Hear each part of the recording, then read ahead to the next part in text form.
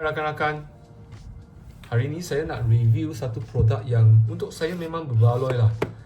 Saya baru beli ni Soundcore daripada Anker, Soundcore R50i&C yang berharga hanya RM100.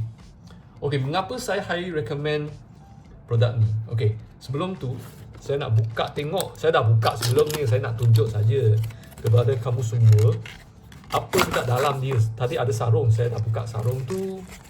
Dekat sini sebelah kiri ada tip atau tip yang getah lah, yang beraneka jenis saiz. Ada dua jenis saiz. Dia ada kabel untuk nak charge. Tapi I rasa standard lah USB-C ni. Mana-mana yang kamu ada USB-C boleh je. Okay, yang penting unit ni. Unit ni untuk saya dia kualiti dia agak baik lah. Okay, dan dekat bawah ni dia ada satu, saya rasa untuk nak berdiri kot. Saya sebenarnya pun tak pasti, mungkin nak berdiri kot. Okay, mungkin macam ni. Dan dekat dalam macam ni. So saya tak pasti apa guna dia. Mungkin rakan-rakan yang tahu kegunaan dia boleh kongsi. Oh, dia macam ni, dia boleh letak phone. So dia letak macam ni, dia boleh letak phone dekat sini, sangkut dekat sini. Okey, seperti dekat dalam gambar ni. Okey, tapi apa yang saya nak berkongsi dengan rakan-rakan hari ni bukan betapa comelnya atau kualiti plastik ni yang saya rasa agak baik lah. Tak teruk sangat untuk RM100. Tapi tadi saya dah cuba sound quality dia. Okey, kepada rakan-rakan, saya memang seorang peminat hi-fi. So saya ada hi-fi yang agak mahal lah. Saya ada headphone yang Fio. Fio tu RM500 lebih yang memang untuk saya memang audiophile level lah, yang peminat kepada audio music semua, nak dengar music tu secara terperinci, jelas, nak dapat bezakan instrumen tu semua memang power lah. So untuk earphone tu memang power. Untuk hi-fi saya yang melebihi RM10,000 lah, yang saya memang peminat kan. Daripada standard sana kepada benda ni, yang wireless earbud ni, saya rasa memang berbaloi sebab dia base memang power.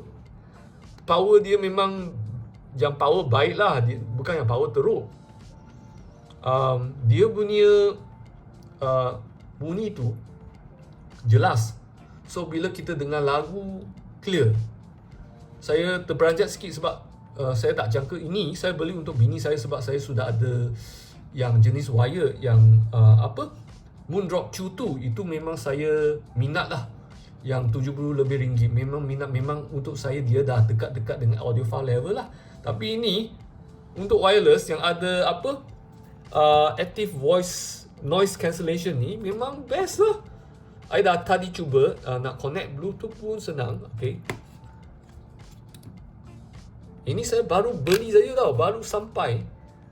Dah cuba satu lagu, I dah memang minat lah benda ni. Okay.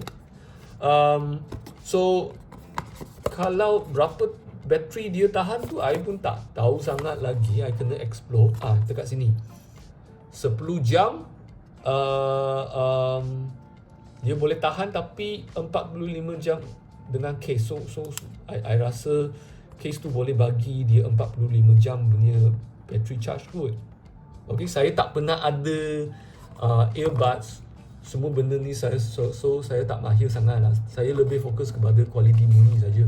So saya memang sarankan kepada rakan-rakan yang nak earbud yang memang untuk tujuan dengar lagu. Saya tak cuba mic lagi sebab saya jarang pakai earbud untuk nak buat call semua tu. Saya biasa ni pakai phone saja. Tapi dari segi kualiti bunyi, ini memang best lah. Boleh enjoy lagu sangat. Okay, dengan harga RM100, dengan kualiti plastik ni dan kualiti earbud dia pun saya rasa macam best. Tengok, comel betul kan. Earbud ni memang comel betul. Dia besar sebab dia mungkin nak letak bateri yang besar kan. Okay, memang best. Okay, saya sarankan kepada mereka yang nak cari wireless earbud tak mahal, berkualiti tinggi. Okay, itu je. Bye.